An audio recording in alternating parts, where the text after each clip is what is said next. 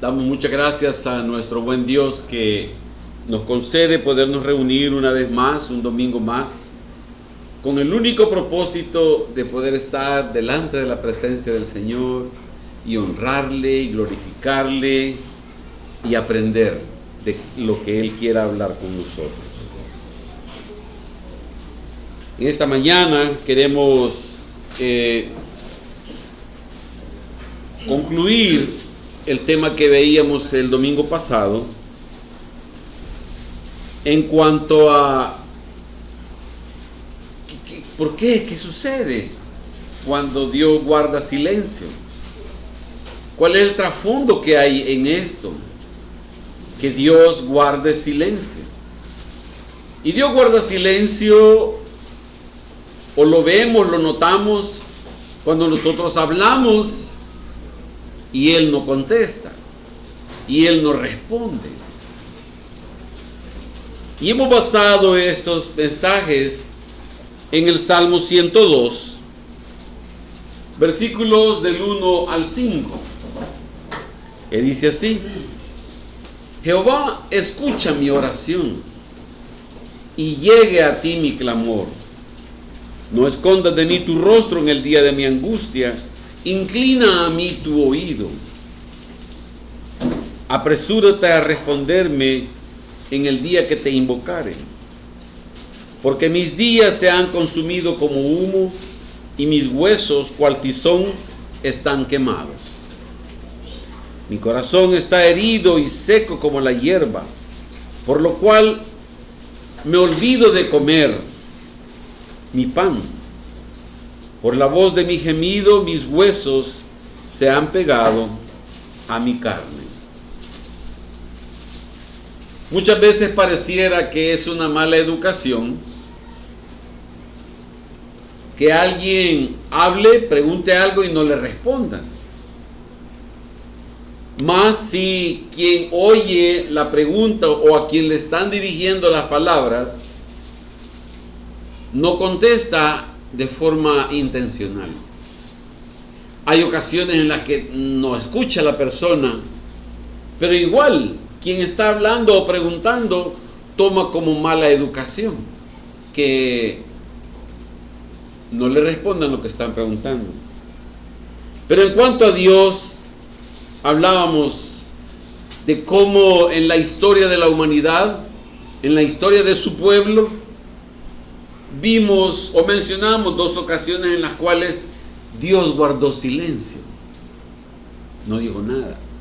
No envió profetas, no envió reyes, no hubieron señales, milagros. Por lo menos la Biblia no lo registra. Y son dos ocasiones en las que se mencionan como períodos de silencio. Fueron los 400 años en Egipto y los 400 años que hay entre el último libro del Antiguo Testamento, Malaquías, y el nuevo, el libro de Mateo. Entonces, estamos viendo ahí varias generaciones en cada ocasión en donde no oyeron de Dios. Los niños no iban a escuchar de Dios. No había nadie que leyera, no había nadie que enseñara, que explicara.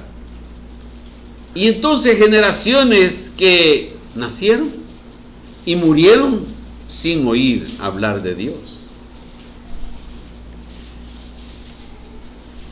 Cuando Dios guarda silencio, estamos hablando de que nos sentimos muchas veces solos, porque Dios no responde lo que nosotros quisiéramos que Dios nos hablara. Sentimos como que nuestras oraciones no pasan del techo o del cielo falso donde nos encontremos. Y aparentemente Dios no nos oye. Aparentemente.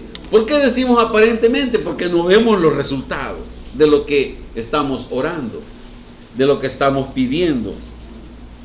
Y esto conduce a que haya un desánimo.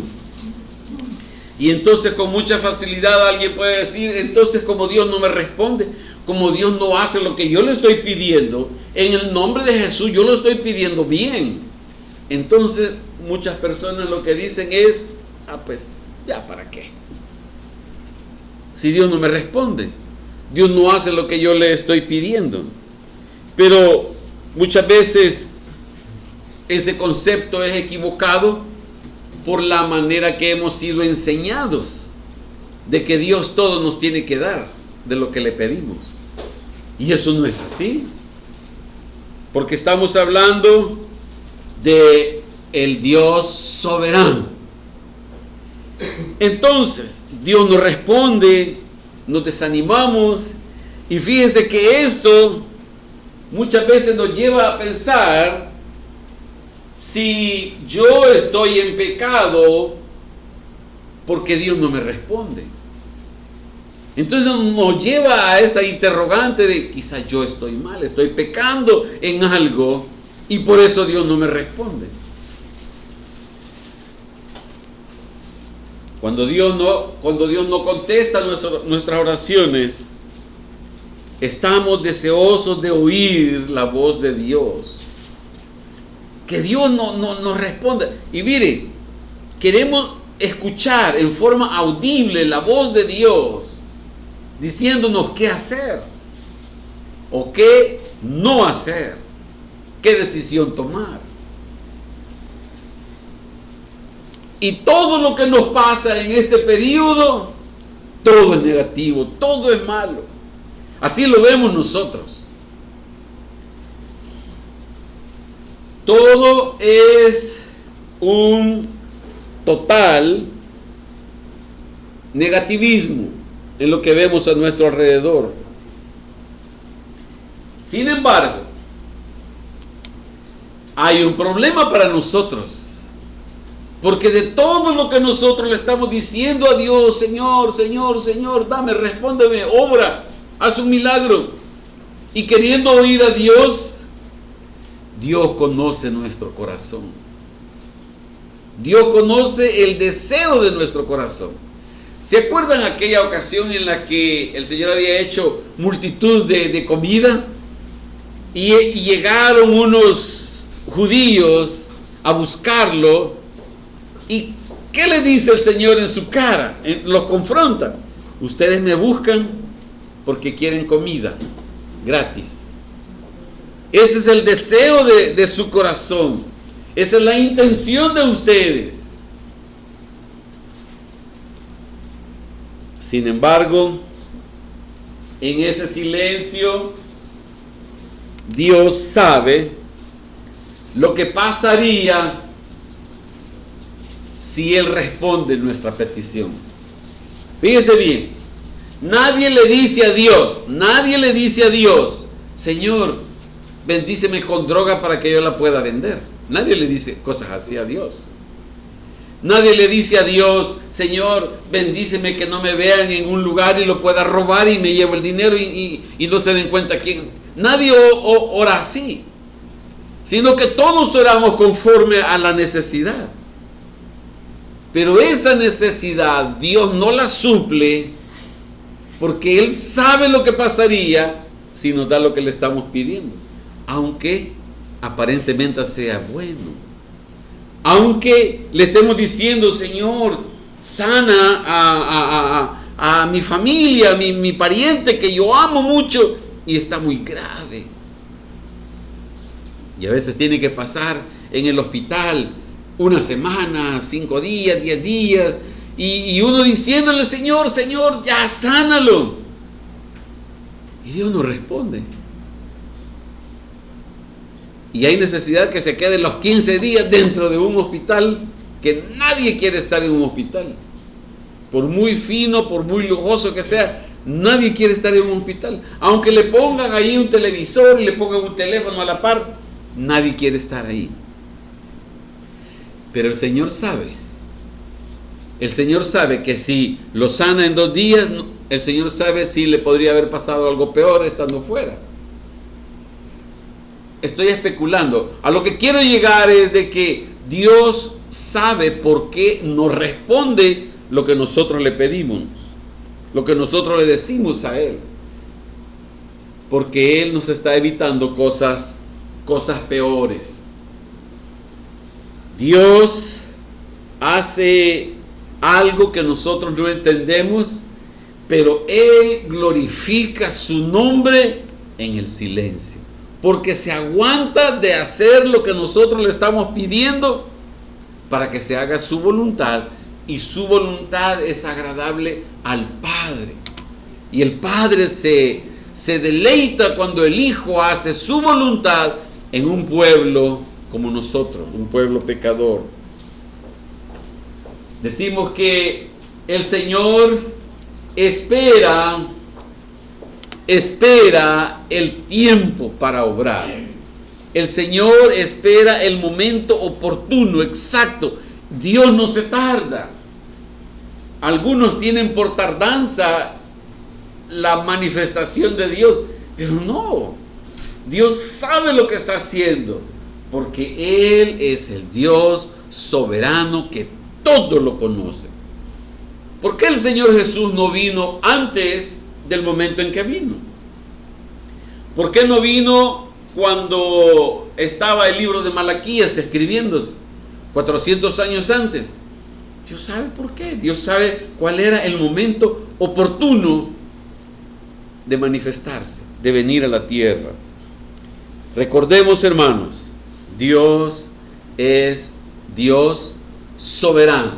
Entonces, en esta oportunidad queremos desarrollar esta parte que encontramos en el libro de Sofonías. Búsquelo, por favor. Sofonías, capítulo 3. Es un libro muy corto, pero mire hasta dónde llega la Escritura declarando de otra de las razones por las cuales el Señor calla, no obra, no habla, no dice nada. Dice Sofonías 3:17: Jehová está en medio de ti, poderoso, Él salvará. Se gozará sobre ti con alegría, callará de amor, se regocijará sobre ti con cánticos. Mire dónde está puesta esta expresión de callará de amor. ¿Qué es lo que dice antes? Dice, se gozará sobre ti con alegría. Y después del callará de amor dice, se regocijará sobre ti con cánticos. Está hablando de que hay algo que Dios hace, porque Él dice que se alegra y además Él canta. ¿Se puede usted imaginar eso? Pero de repente dice que hay un lapso en donde se calla por amor. Uno de los comentaristas dice que el libro de Sofonías es uno de los pocos que expresan que Dios también canta, que Dios también se alegra, y lo hace con cánticos, y que además Él salva. Entonces imagínense, dice que está alegre Dios, está alegre, luego se calla y luego hay cánticos de parte de Dios. Dios guarda silencio porque nos ama también. Por amor se calla. Mire, este es un amor que no entendemos. Es un amor incomprensible para nuestra mente. Es un amor que nosotros podemos decir no tiene sentido. Le voy a poner otro ejemplo del amor de Dios que no tiene sentido. Juan 3:16. Porque de tal manera amó Dios al mundo que dio a su Hijo a morir. Ese es un amor que no entendemos nosotros. Yo como padre no entiendo ese amor. Ningún padre puede tener lógica de decir, yo sí daría a mi hijo a que muriera por gente mala. Nadie hace eso. Que sea cuerdo, nadie. Entonces, ese amor incomprensible es el mismo en el cual Dios calla porque nos ama. Y nos ama tanto que ese amor tan grande lo lleva a Él a guardar silencio. Es un amor incomprensible.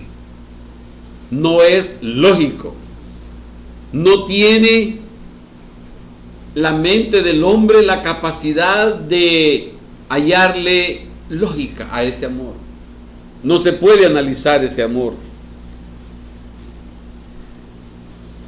Y ese amor de Dios está en función de algo que Él tiene planeado con nosotros como pueblo. Es decir, Dios guarda silencio y lo que tiene en mente es: yo tengo un plan, hijo, yo tengo un plan, hija. Yo sé lo que estoy haciendo contigo, espérate, espera. Dice Eclesiastés capítulo 3 y versículo 11. Eclesiastés 3, 11. No es antes que Dios obra. Dios no se anticipa a su plan, ni se atrasa. Pero dice Eclesiastés 3, 11.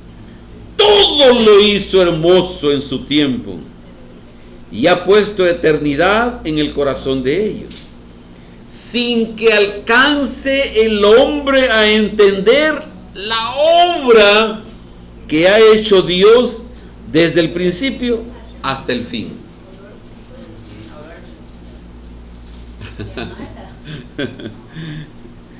El hombre no alcanza, nosotros no nos alcanza. Esta mente finita, cerrada, cuadrada, no alcanza a discernir el amor de Dios, la obra de Dios. ¿Por qué Dios no obra ya? Todo lo que le pedimos, fíjese bien, todo lo que le pedimos es algo bueno, es algo correcto, es algo que es positivo, es algo que, o sea, no es malo. Pero Dios no obra porque nosotros no logramos entender que todo Dios lo hizo hermoso en su tiempo. Que el Señor nos guarde que alguna ocasión nosotros le vayamos a decir: Señor, te pido, y no obró. Y viene el Señor a obrar 2 semanas después. Y yo: ¿ya para qué, Señor? Señor, ya es tarde, me sacaron de la casa, me echaron. Me sacaron todas mis cosas porque no pagué. Y ahorita me están dando $1,000, ¿ya para qué? No, agárrenlos, pues si no, tráiganlos, déselo a alguien necesitado. Pero todo lo hizo hermoso en su tiempo nuestro Dios. Todo. Y debemos de asimilar que no alcanzamos a entender la obra que ha hecho Dios en su perfección. No alcanzamos a entender cuál era el momento oportuno y la manera de que Dios hiciera las cosas. Era necesario esperar hasta ese momento. Si el Señor respondiera todas nuestras peticiones en la forma que las pedimos y en el tiempo que las pedimos, tendríamos consecuencias dolorosísimas. Consecuencias dolorosas fuera del plan de Dios, porque eso no era lo que Dios tenía planeado. Entonces, hermanos, lo que podemos concluir de este punto es que Dios guarda silencio porque nos ama tanto, aunque no lo entendamos. Dios espera porque nos ama tanto, aunque no lo entendamos. es de poder decir en conclusión: Señor, tú sabes lo que estás haciendo. ¿Está bien, Señor? Si esta es tu voluntad, si este es tu plan perfecto, no lo entiendo, me duele, pero tú sabes lo que estás haciendo. Los discípulos le dijeron al Señor Jesús: enséñanos a orar. Y habían andado con Él, habían estado con Él todo el tiempo y escuchaban y veían lo que el Señor Jesús hacía. Sin embargo, tuvieron que decirle: Señor, enséñanos a orar. No es solo de pedir y pedir y pedir y pedir. Señor, enséñame a poderte decir que se haga tu voluntad. Así como se hace en el cielo, así que se haga en la tierra. ¿Usted cree que los ángeles le dicen al Señor: Señor, te tardaste? Allá hay un respeto, al Señor por ser Él Dios, que nosotros necesitamos aprenderlo. ¿Ha visto usted en las Escrituras que algún ángel le reclame a Dios? ¿Algún arcángel? Solo en los cielos solo hubo uno que se rebeló y le fue mal. Pero entonces, hermano, necesitamos aprender a orar y decirle: Señor, pero que se haga tu voluntad y no la mía. Señor, quita este aguijón, le dijo Pablo. ¿Qué le respondió el Señor? Bástate mi gracia. No te lo voy a quitar, le dijeron. No te lo voy a quitar. Estás sobrado con mi gracia. Tienes la gracia de Dios, es mayor que lo que me estás pidiendo. Señor, si es posible, pasa de mí esta copa. Y del cielo nada le respondieron.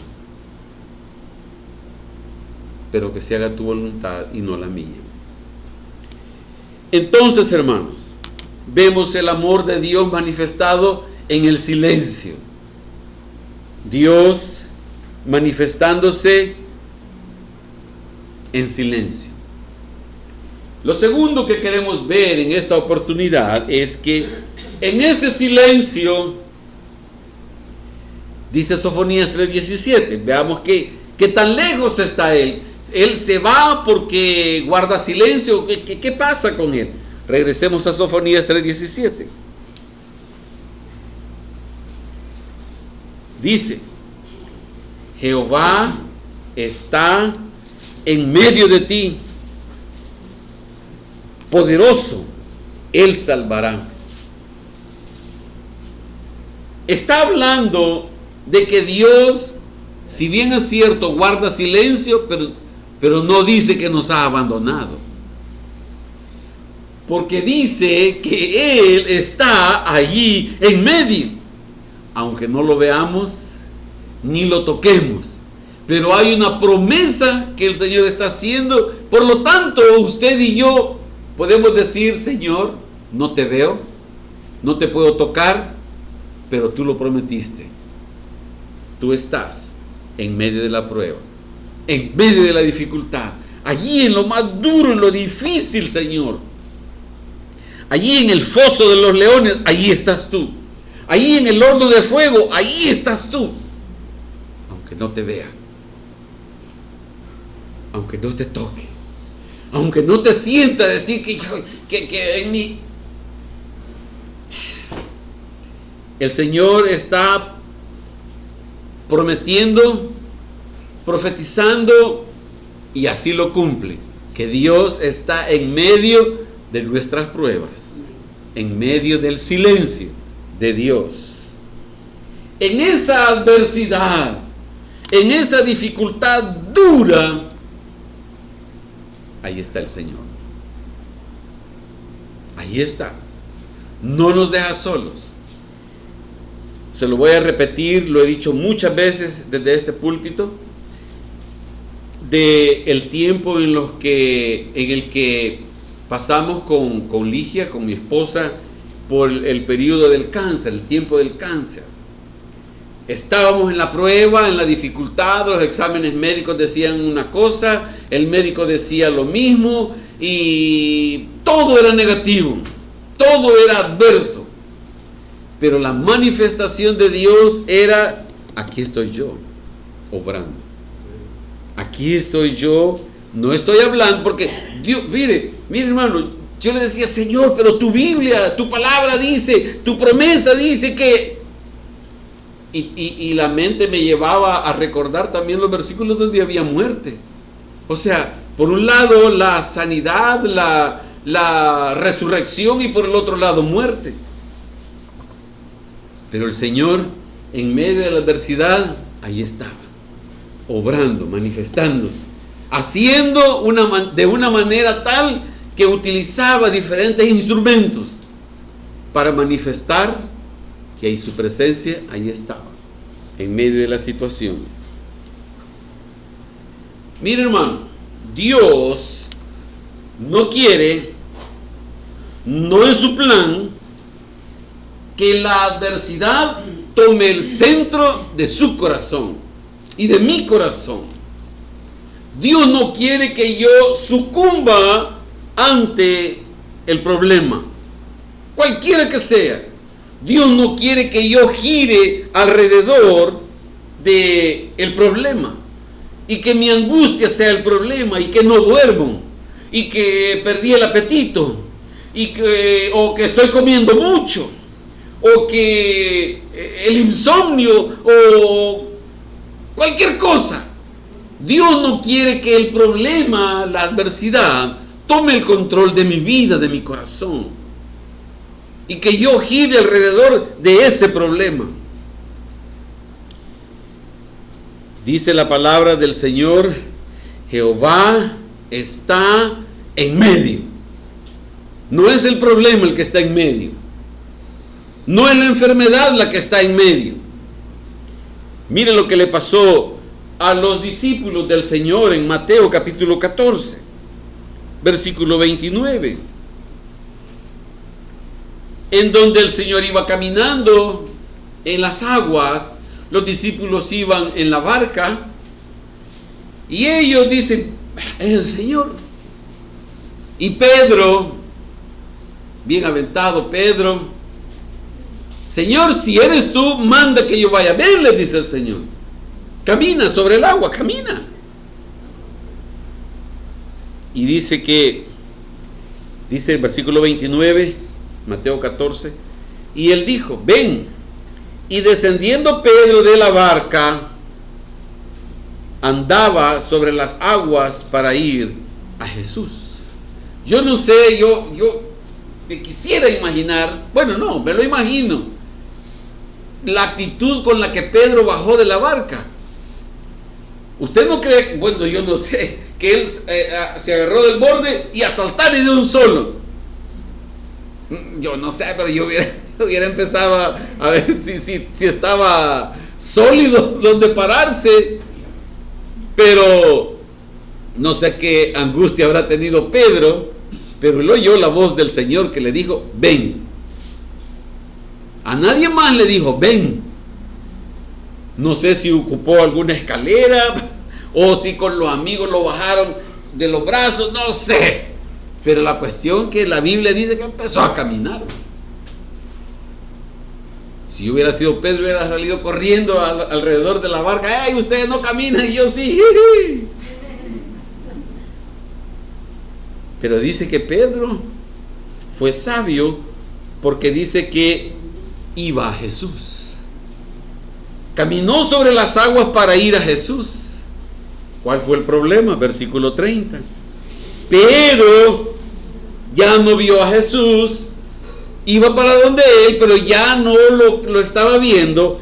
Y dice: pero al ver el fuerte viento, tuvo miedo, y comenzando a hundirse, dio voces diciendo: Señor, sálvame. Pedro vio al Señor, iba donde él. Mire, hermano, el viento no dice que empezó en ese momento, Dice que él lo vio en ese momento, pero el viento ya estaba ahí y el viento levantaba las olas. Y Pedro cometió el gravísimo error de volver a ver hacia los lados, y entonces empezó a ver que se estaba mojando, le estaba chispeando las gotas de agua porque se levantaba.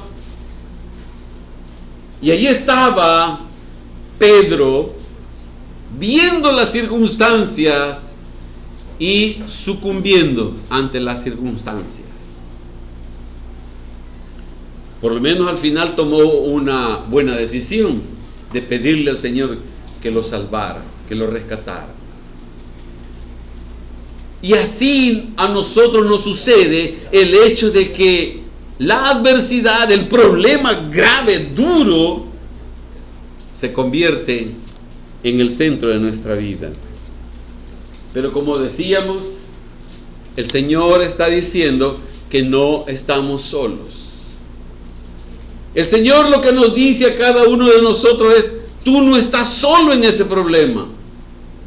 El Señor lo que le dice a René, a Daniel, a Jaime, lo que nos dice el Señor a todos es: tú no estás solo en ese problema.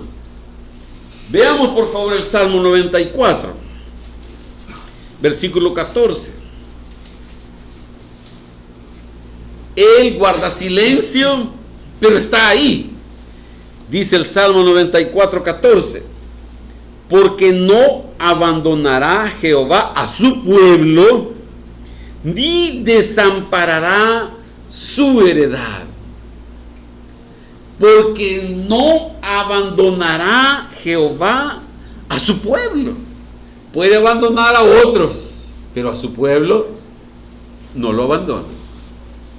Ahí está. Ahí está. Deuteronomio capítulo 31, por favor. Deuteronomio 31, versículo 6 en adelante.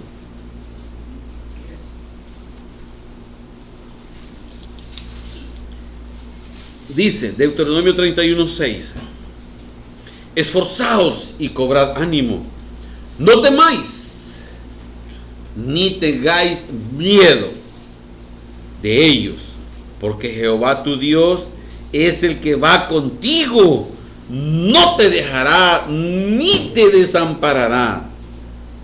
Y llamó Moisés a Josué y le dijo en presencia de todo Israel: esfuérzate y anímate, porque tú entrarás con este pueblo a la tierra que juró Jehová a sus padres que les daría, y tú se las harás heredar.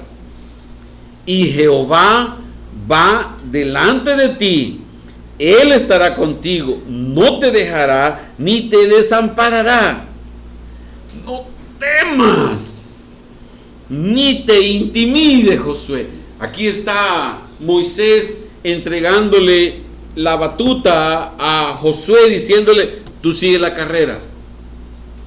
Yo ya no voy a entrar, yo no voy a seguir, tú sigue. Y le hace énfasis, y le repite, y le recalca a Josué: Jehová va contigo. No lo vas a ver, no lo vas a tocar, pero Él va, Él lo ha prometido, porque Él no desampara a su pueblo. Allí está el Señor. No es que estés en pecado, no es por eso que Dios ha guardado silencio. No es eso. Ahí está el Señor guardando silencio y obrando en una forma que no lo vemos ni lo sentimos. Mire qué irónico. Busque Nehemías capítulo 9, por favor, búsquelo. Nehemías capítulo 9, versículo 17. Nehemías 9, 17 al 19 vamos a leer. ¿Cuál es la promesa de Dios? No te dejará ni te desamparará. Allí está. Dios no abandona a su pueblo. Pero veamos qué dice Nehemías 9, 17. Dice: Búsquelo, por favor, búsquelo, es muy importante. Dice, no quisieron oír, ni se acordaron de tus maravillas que habías hecho con ellos. Antes endurecieron su cerviz y en su rebelión pensaron poner caudillo para volverse a servidumbre. Pero tú eres Dios que perdonas, clemente y piadoso, tardo para la ira y grande en misericordia, porque no los abandonaste. Miren, hermano, miren, ¿qué estaban haciendo este pueblo? Dijeron, pongámonos de acuerdo aquí todos y nombremos a Daniel. Vamos a nombrar a Daniel para que Daniel sea el que nos guíe de regreso a Egipto. Y entonces todos estuvieron de acuerdo con Daniel de que Daniel fuera el líder para regresar a Egipto. Pero dice el Señor que Él es Dios perdonador, tardo para la ira, grande en misericordia, y que no los abandonó. Aún así, versículo 18. Además, cuando hicieron para sí becerro de fundición y dijeron, este es tu Dios que te hizo subir de Egipto, y cometieron grandes abominaciones. Mire qué cosa. Aquí está Aarón haciéndole caso a todo el pueblo que dijeron, haznos sus dioses que nos sacaron de Egipto. Y entonces dice que agarraron todas las cosas de oro e hicieron el becerro. Y dijeron, este es Dios. Imagínense qué ira la de Dios pudo haber causado esto. Un pueblo desagradecido que no se acordaron de sus maravillas. Bueno, versículo 18. Además, cuando hicieron para sí becerro de fundición y dijeron, este es tu Dios que te hizo subir de Egipto, y cometieron grandes abominaciones, 19. Tú, con todo, por tus muchas misericordias, no los abandonaste en el desierto. La columna de nubes no se apartó de ellos de día, para guiarlos por el camino, ni de noche la columna de fuego, para alumbrarles el camino por el cual habían de ir. Imagínense qué cosa. El pueblo diciendo, regresémonos a Egipto, a servir allá, a seguir haciendo ladrillos, a hacer las pirámides, a seguir trabajando duro. Y el Señor dice que no los abandona. Imagínense qué cosa. Yo no le hallo a este gran amor de Dios, incomprensible. El pueblo queriendo huir de la voluntad de Dios, del plan de Dios, queriendo el Señor llevarlos a la tierra prometida, y ellos queriendo regresar. Y dice que aún así Dios no los abandonó. Yo me hubiera enojado, hermano. Pero Dios nos ama con un amor que no lo comprendemos. Y esto sucede cuando no recibimos lo que nosotros le pedimos a Dios. Lo queremos abandonar. Pero además, en medio de esta prueba, de esta tribulación, en medio del silencio de Dios, regresemos a Sofonías 3:17. Mire lo que dice. Sofonías 3:17 nuevamente, por favor. Dice, Jehová está en medio de ti, poderoso, Él salvará. Este término, hermanos, este término de poderoso, Él salvará, mire lo que implica. Implica un guerrero. La actitud de Dios en medio de la situación adversa en la que nosotros nos encontremos, va a actuar Él como un guerrero. Mire, hermano, un guerrero no es alguien que lleva una escoba para limpiar el campo de batalla.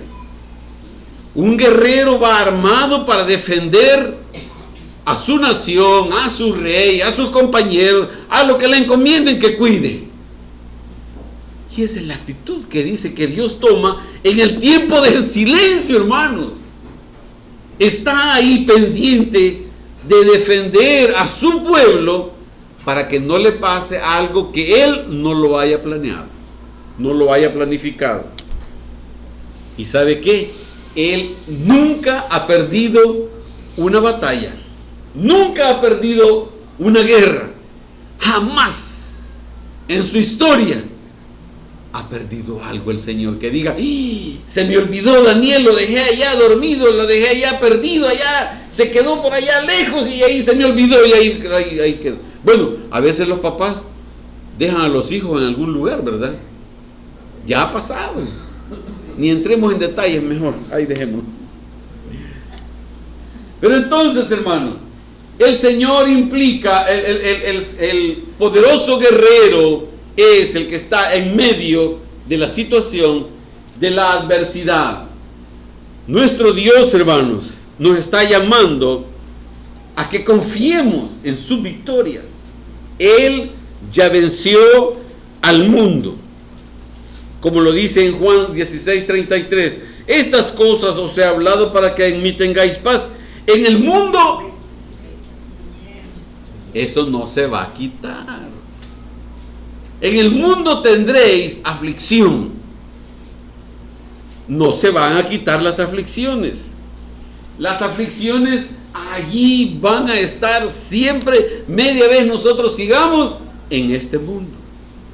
Y Dios no quiere sacarnos a nosotros del mundo, no quiere decir, no nos quiere así de que bueno, toda esta comunidad se van a apartar y no van a tener nada de acceso a tecnología, ni a una cocina eléctrica, ni a una refrigeradora, porque todas esas son cosas del mundo.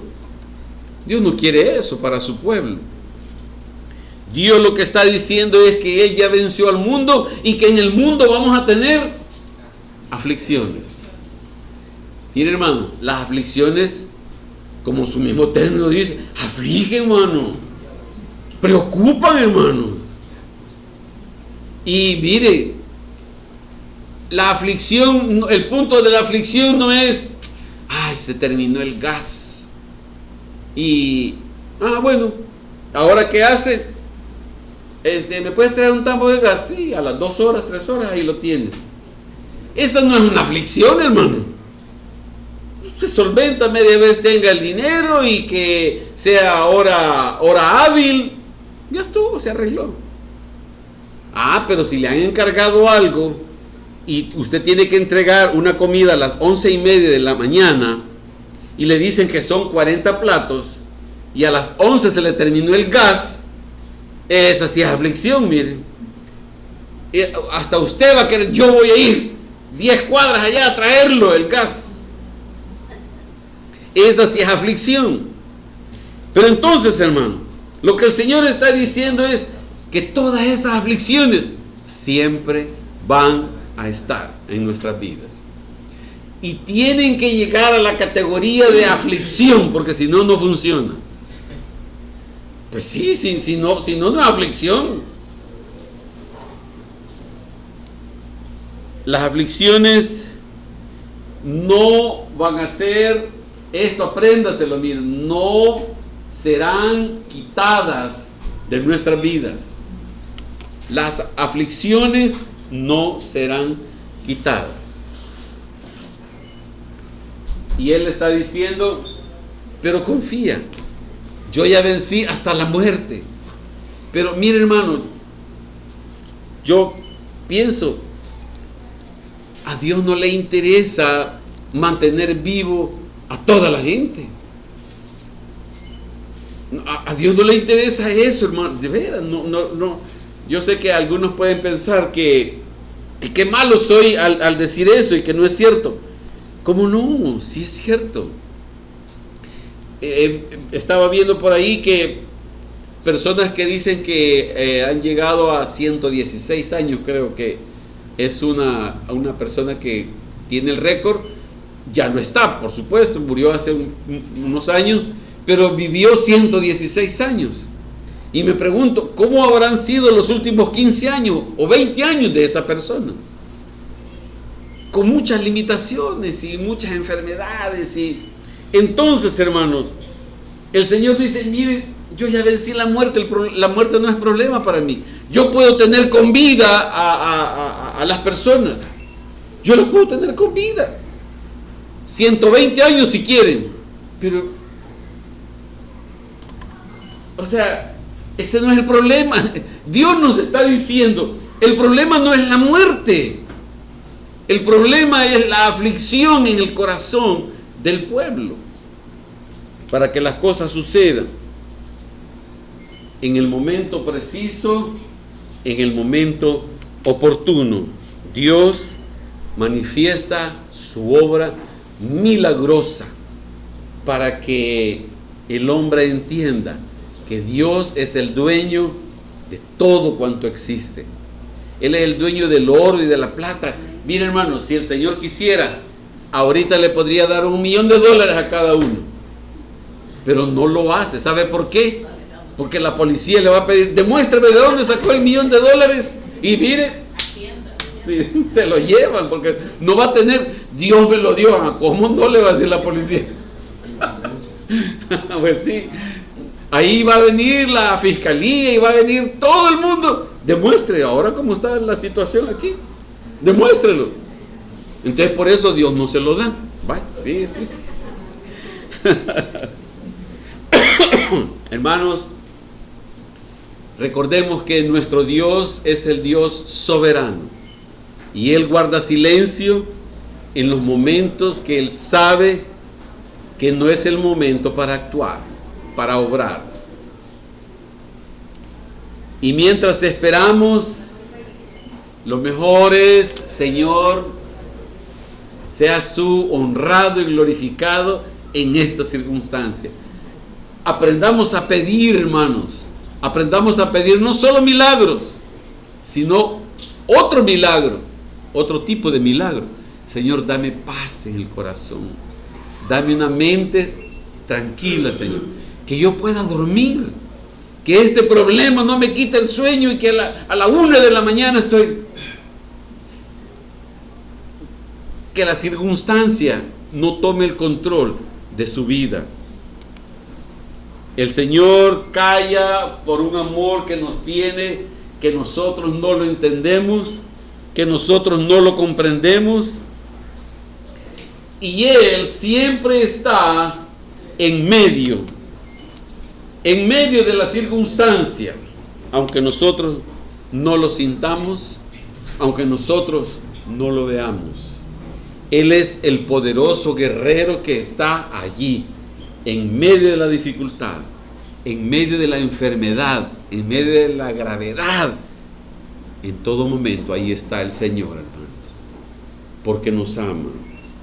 Y Él se manifiesta trayendo la salvación de la circunstancia en la que nosotros nos encontramos, hermanos. Dios es bueno, Dios es grande, Dios sigue siendo Dios, el Dios soberano, que no le da explicaciones a nadie, ni pide permiso para hacer su voluntad, que es perfecta. Nada se le escapa a Dios, nada podemos decir que se le olvidó a alguien, a Dios. Nuestro Dios es el Dios guerrero, hermanos. Nuestro Dios es el Dios que guarda silencio para hacer su voluntad. Oremos, hermanos. Padre, en el nombre de Jesús, te damos muchas gracias, Señor. Señor, te damos muchas gracias, porque tú eres perfecto en todo lo que haces, Señor. Señor, gracias porque el silencio en tu boca, el silencio en obrar, es una muestra de amor hacia tu pueblo, Señor. Gracias porque callas de amor. Padre, en el nombre de Jesús, te damos muchas gracias. Porque a pesar de que tu pueblo allá en el desierto te quiso abandonar, quiso regresar a Egipto, tú no los abandonaste, Señor. Oh Dios, gracias, Señor. Gracias te damos porque en medio de la prueba en la que estamos, no estamos solos, Señor. No estamos solos, Señor. Tú estás en medio de tu pueblo. Tú estás en medio, Señor, de la circunstancia. No es el problema el centro. No es la adversidad el centro. No debemos girar alrededor del problema, Señor, sino a tu alrededor. Porque tú eres el Dios todopoderoso que no nos ha dejado, que no nos ha abandonado y que está guardando silencio porque tienes un plan perfecto, precioso. Gracias, Señor. Oh Dios, nos alegramos, Señor. Nos alegramos, Señor, porque tú no nos has dejado solos, Señor. Señor, nos regocijamos, Señor, como tú lo haces. Te regocijas y cantas, Señor, de alegría. Oh Dios, te alabamos, Señor. Señor, en este silencio que estamos viviendo, que alguno está viviendo, Señor, podemos darte las gracias. Gracias, Señor Jesús. Bendito es tu nombre. Pongámonos de pie, hermanos, por favor. Que podamos darle gracias al Señor y decirle: Señor, trae ese gozo a mi corazón. Trae ese gozo, Señor. Tu gozo que describe la palabra, Señor. Aleluya, Padre. Aleluya, Padre. Gracias, Señor. Grita, canta y danza, Dios de Israel. Regocíjate, Señor. Grita, canta y gózate en tu Señor. Regocíjate, Señor. Grita, canta y danza, Dios de Israel. Regocíjate, Señor. Grita, canta y gózate en tu Señor.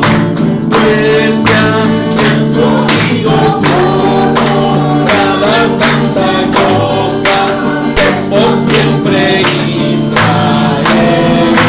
Como canto de David, escogido y te puso en medio de su potestad. Regocíjate, Sion, y canta Jerusalén, pues él ha regresado su presencia. Regocíjate, Sion, y canta Jerusalén, pues él ha regresado su presencia a Israel. Regocíjate, Sion, y canta Jerusalén, pues él ha regresado su presencia a Israel. Regocíjate, Sion, y canta Jerusalén, pues él ha regresado a Israel. Oh, gracias, Señor. Oh Dios, gracias, porque no estamos solos, Señor. Gracias. Oh Dios, Señor, las dificultades seguirán, las pruebas seguirán, la adversidad seguirá, Señor, y tú continúas en medio de tu pueblo, Señor, porque no nos abandonas. En el silencio, Señor, tú estás en medio de tu pueblo. Gracias, Padre, en el nombre de Jesús te damos las gracias, Señor. Amén, Señor Jesucristo. Amén, Señor Jesús. Gracias, Señor Jesús.